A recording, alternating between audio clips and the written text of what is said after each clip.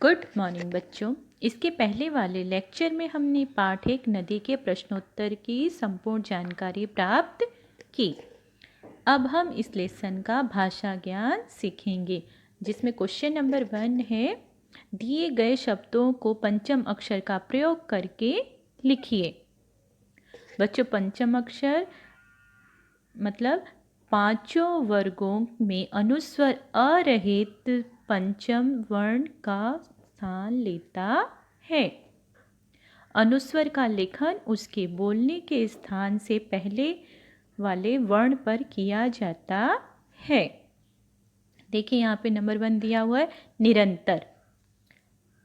अनुस्वर इसमें है, र के ऊपर जो ये बिंदी जैसा लगा हुआ है ना, उसे ही अनुस्वर कहा जाता है। तो जब हम इसको पंचम अक्षर में लिखेंगे तो इस तरह से लिखेंगे कि नी र आधा न त और र। अभी अनुस्वर को हमने आधा न करके यहाँ पे त के आगे लिख दिया है, बट जब हम बोलते हैं तो उसका उच्चारण ऐसा होगा, निरंतर। मतलब र का उच्चारण पहले हो रहा है, न का उच्चारण वो बाद में हो रहा है। पंचम अक्षर का पहले वाला वर्ण जो वो र है। आए समझ में? उसी प्रकार से क्वेश्चन नंबर 2 है हमारा, क्रांति। क्रांति में न वो ताकि आगे है।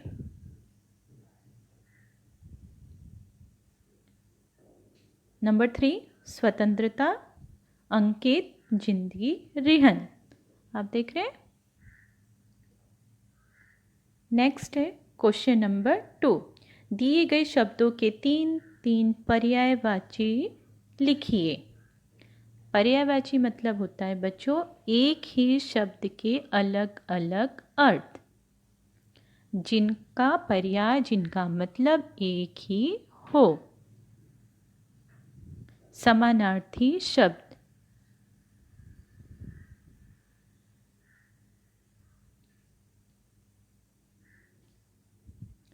इसमें नंबर 1 है नदी, सरिता, तरणी, तटनी। सेकंड, जीवन, जिंदगी, आयु, प्राण। थर्ड, पर्वत, पहाड़, नग, गिरी। फोर्थ, रोशनी, उजाला, प्रकाश, ज्योति। 5, सागर, समुद्र, जलधि, पयोधि। 6, क्षीर, अमृत, दुग्ध। अब क्वेश्चन नंबर 3, इन शब्दों के वर्ण विच्छेद कीजिए। बच्चों, आपने 6 में वर्ण विच्छेद सीखा है। तो वर्ण विच्छेद वे होते हैं जिनमें स्वरों एवं व्यंजनों को अलग अलग करके लिखा जाता है। नंबर 1, संघर्ष। स हलन प्लस अंग प्लस घ हलन प्लस अ प्लस र हलन प्लस श हलन प्लस आ।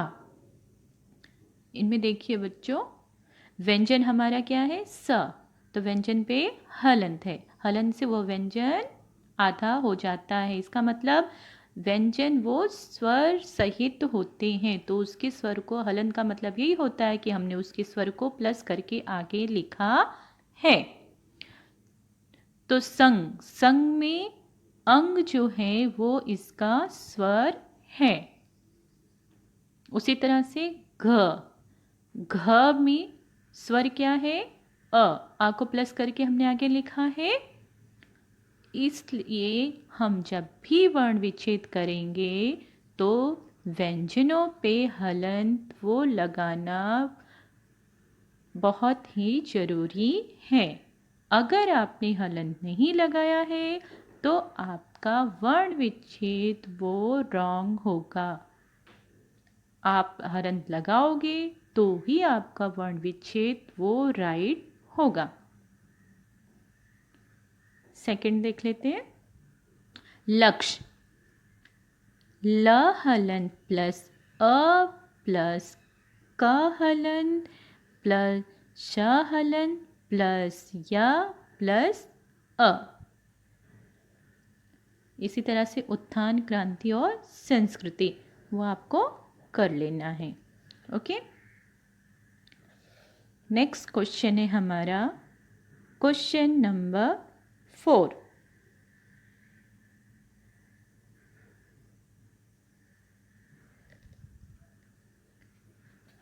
क्वेश्चन नंबर 4 में नंबर 1 है, दिए गए शब्दों में तत्सम और तद्भव शब्द छांट कर लिखिए। आपको कुछ शब्द दिए गए हुए हैं, उन शब्दों में से आपको तत्सम और तद्भव शब्द छांट कर लिखना है। तो सबसे पहले हमें पता होना चाहिए कि तत्सम और तद्भव शब्द होते क्या हैं।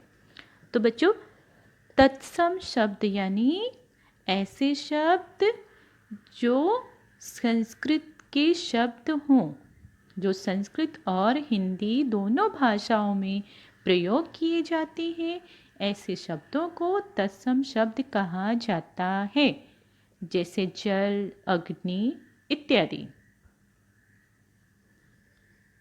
अब तत्सम में आएंगे स्रोत, विश्राम, उत्थान, लक्ष्य, पर्वत, जीवन। सेकंड है हमारा तद्भव। तो बच्चों, तद्भव वे शब्द हैं जो संस्कृत से बिगड़कर बने हुए हैं। इसका मतलब ऐसे शब्द जो संस्कृत में हैं लेकिन वो वहाँ से बिगड़ करके हमारी हिंदी भाषा में आए हैं, जिसे हमने आम बोलचाल की भाषा में उसका प्रयोग किया है। फॉर एग्जाम्पल, जल। जल को हम आम बोलचाल में अपनी भाषा में वो पानी कहते हैं, लेकिन उसका संस्कृत शब्द वो जल है। ओके, तो तद्भव में आएगा गांव, दूध, रात, प्यार, ऊंचा। अब है हमारा क्वेश्चन नंबर 4 में ही सेकंड,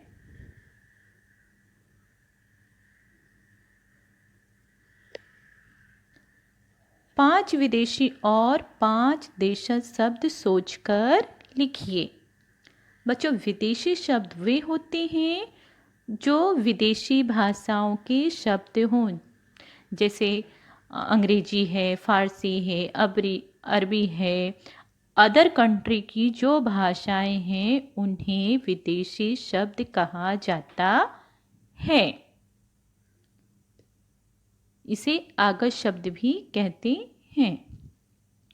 विदेशी शब्द में आपके आएंगे computer, mobile, train, school, bag. इसी में दूसरा है देशज भाषा।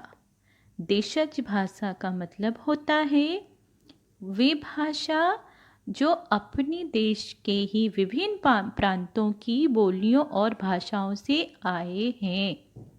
मतलब ऐसे शब्द जो विदेशी भाषाओं नहीं हैं, पर वो अपने देश की भाषा है, मतलब हमारे भारत देश की जो भाषाएं हैं, जो अलग अलग प्रांतों में, अलग अलग राज्यों में बोली जाती हैं, उन भाषाओं को देशज भाषा कहते हैं।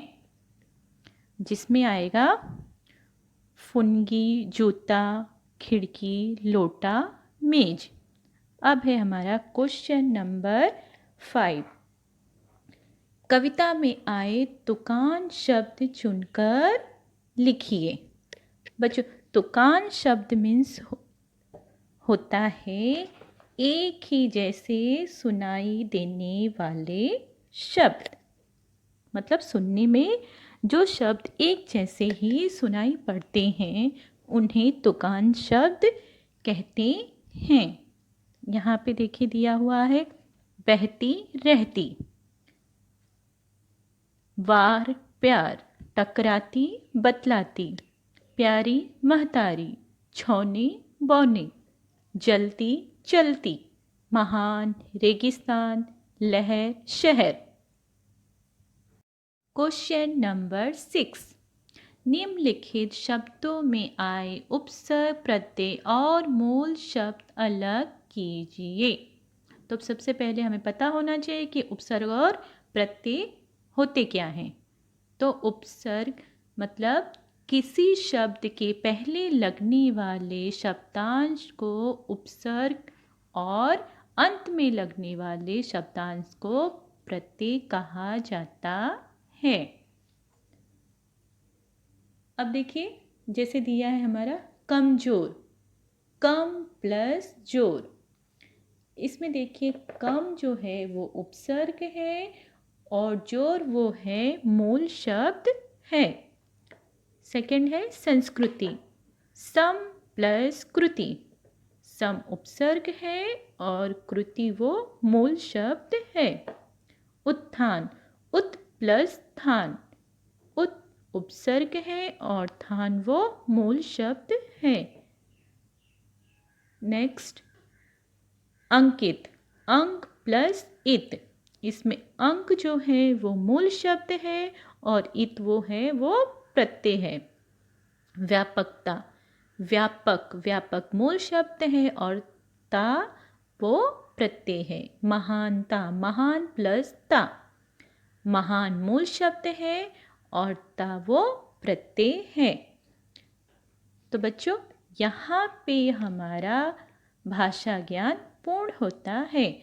अब देखिए इस लेसन की